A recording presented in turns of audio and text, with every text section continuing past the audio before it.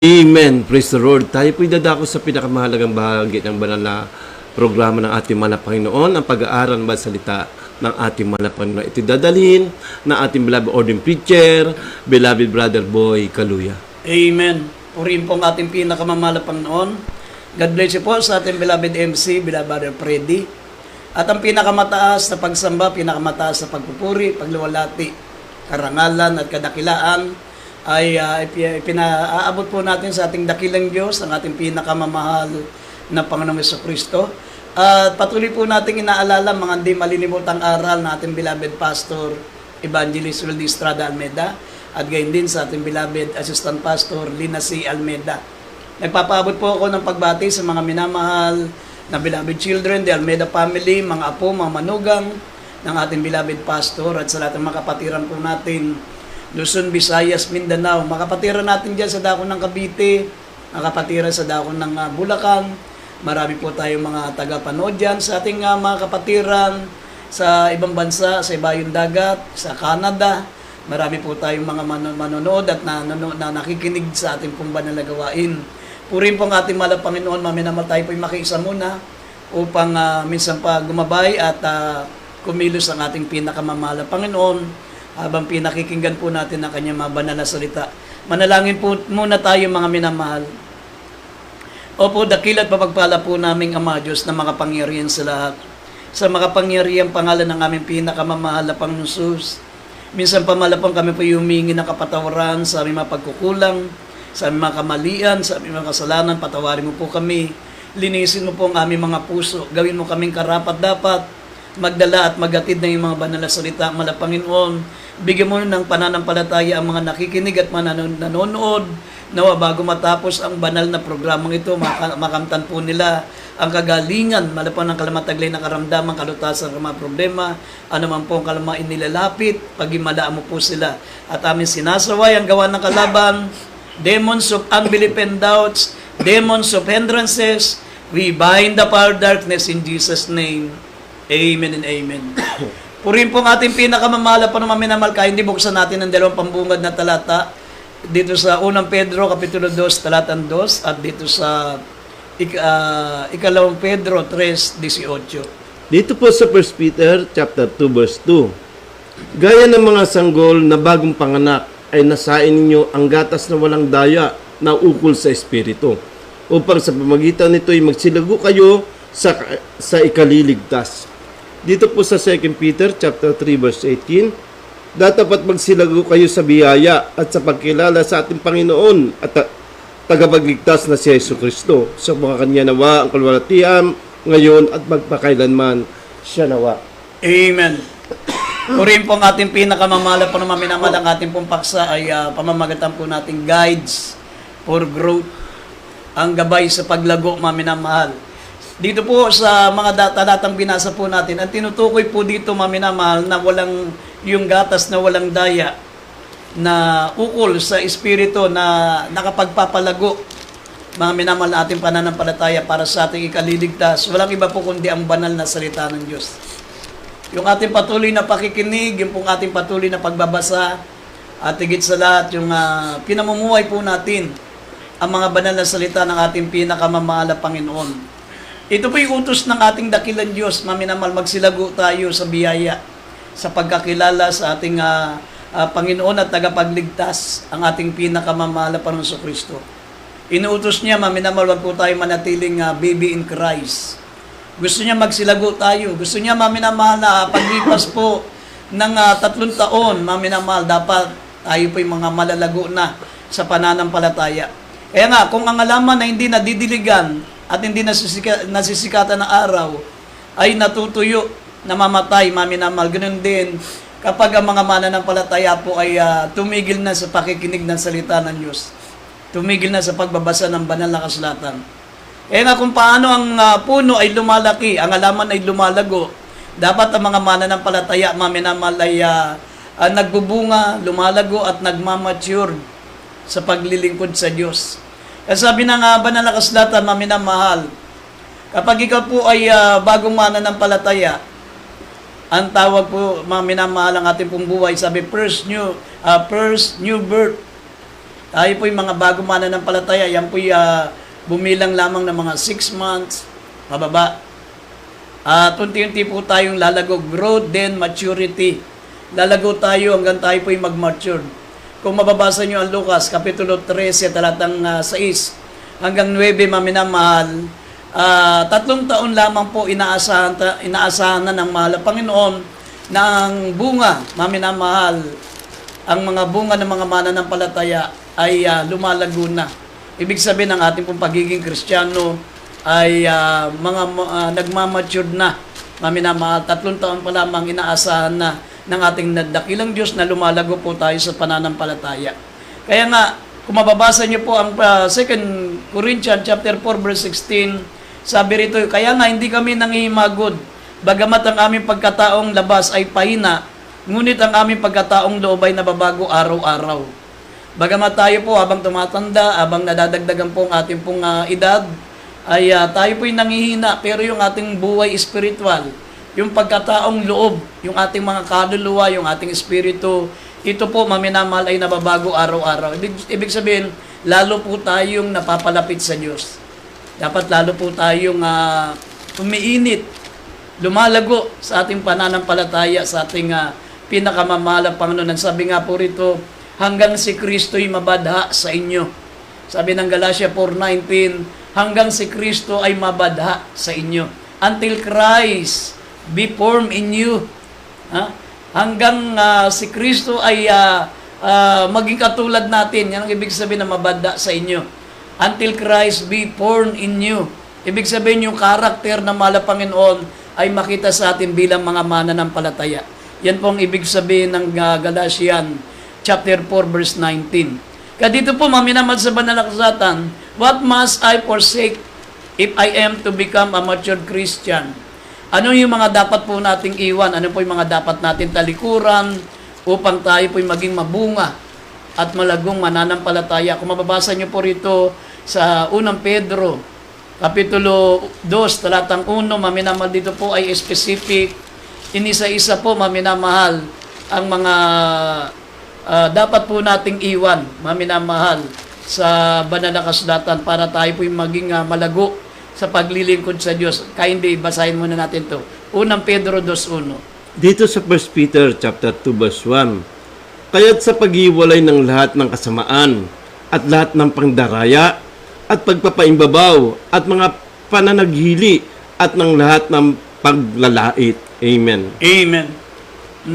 Ito po, maminamahal, ang pinaiiwan ko sa atin. What must I forsake if I am become a matured Christian? Ano po yung mga dapat po nating iwan? Maminamahal, sabi po rito, kaya't sa paghiwalay ng lahat ng kasamaan, ang mga pandaraya, una-una, all malice. Sabi, all malice and all guilt. Lahat ng kasamaan, lahat ng pandaraya, at ang pagpapaimbabaw, hypocrisies, envies, and all evil speaking. Ang mga pagpapaimbabaw, pananaghili, at lahat ng mga panlalait. Yung evil speaking. Ito po, maminamahal, ay dapat po nating iwan para maminamahal sa mata ng ating mahal na Panginoon, makita po tayong malago na sa pananampalataya. At ang pangalawa, sabi po rito, yung childish things. Yung pagiging maramdamin, yung hindi seryoso, yung pagiging seloso, yung pagiging matampuhin, pagiging matitisurin. Kasi may mga mananampalataya, maminamahal, yung iba, 30 years na naglilingkod. Yung iba mga 35 years na naglilingkod, matitisurin pa rin. Yan po'y tinatawag na childish things. Childish things. Sabi ng 1 Corinthians, chapter 13, verse 11, sabi po rito, mga minamahal, iwan natin ang ugaling bata. Yan po ay childish things. Basahin natin. 1 Corinto 13:11. 1 Corinthians chapter 13 verse 11. Nang ako ay bata pa, ay nagsasalita akong gaya ng bata. Nagdaramdam akong gaya ng bata. Nag-iisip ako gaya ng bata. Ngayon maganap na ang aking pagkatao, ay iniwan ko na ang mga bagay ng pagkabata. Amen. Yan po, maminamalang tinutukoy na childish things. Mga bagay, mga minamahal na dapat iwan natin sapagkat ito po ay mga pambibi in Christ. Kapag gumilang ka na ng 4 na taon pataas, sa paglilingkod sa Diyos, maminamal, inaasahan na ng mahal na Panginoon, aalisin na natin yung pagiging maramdamin. Yung hindi seryoso sa paglilingkod sa Diyos, yung envy, yung stripes, maminamal, yung pong, sabi rito, yung mga bagay na nakapagpapatisod sa atin, envy, strife, division, pagiging matampuin, pagiging matitisurin, dapat po iwan na po natin yan, maminamahal. At dito po sa 1 Corinthians chapter 3 verse 3 up to 6, yung ugali ng mga dating mananampalataya nung panahon nila Apostol Pedro, Apostol Pablo, yun nila Silas, maminamahal, meron silang tinatawag na favoritism. Minsan may mga mananampalataya, maminamahal, pag hindi yung preacher ang kanilang paborito, ang hindi magsasalita, hindi sila dadalo. Hindi sila dadalo. Kapag preacher po na paborito nila, talagang paborito nila, ay talagang maaga pa lang nandun na sila. Nandun na sila sa bahay-sambahan. Ibig sabihin, namimili sila ng mga ngaral. Ito po ay carnality. Ito po, maminamalay ayaw ng ating mahal na Panginoon, yung tinatawag na favoritism. Sabi ng 1 Corinthians chapter 3 verse 3 up to 6, makikita nyo po, maminamal, na ito po yung naging ugali rin po ng mga mananampalataya noon. Pero sa atin, kaya nga isinulat yung kanilang mga dating karakter para maging gabay natin na dapat hindi po tayo maging ganon sapagkat yan po ay carnality. Ito pong mga tinatawag na favoritism, ayaw ng mahal na Panginoon yan. Sabi rito, basahin po natin 1 Corinto 3, talatang 3 hanggang 6. Dito sa 1 Corinthians chapter 3 verse 3 up to 6. Sapagkat kayo mga salaman pa, sapagkat samantalang sa inyo may paninibugho at mga pagtatalo, hindi baga kayo mga salaman at kayo nagsisilakad ayon sa kagalian ng mga tao. Sapagkat at kung sinasabi ng isa, ako kay Pablo, at ng iba, ako'y kay Apolos, hindi baga kayo mga tao? Ano nga si Apolos at ano si Pablo? Mga ministro na sa pamagitan nila ay nagsasampalataya kayo at sa bawat isa ayon sa pinagkaloob ng Panginoon sa kanya. Ako ang nagtanim, si Apolos ang nagdilig, ngunit ang Diyos ang siyang nagpalago. Amen. Yan po, maminamahal. Kaya nga, minsan pag nakakarinig kami sa mga mananampalataya na ay ako gusto kong magpamangaral si ganon. Gusto kong maging preacher si ganon.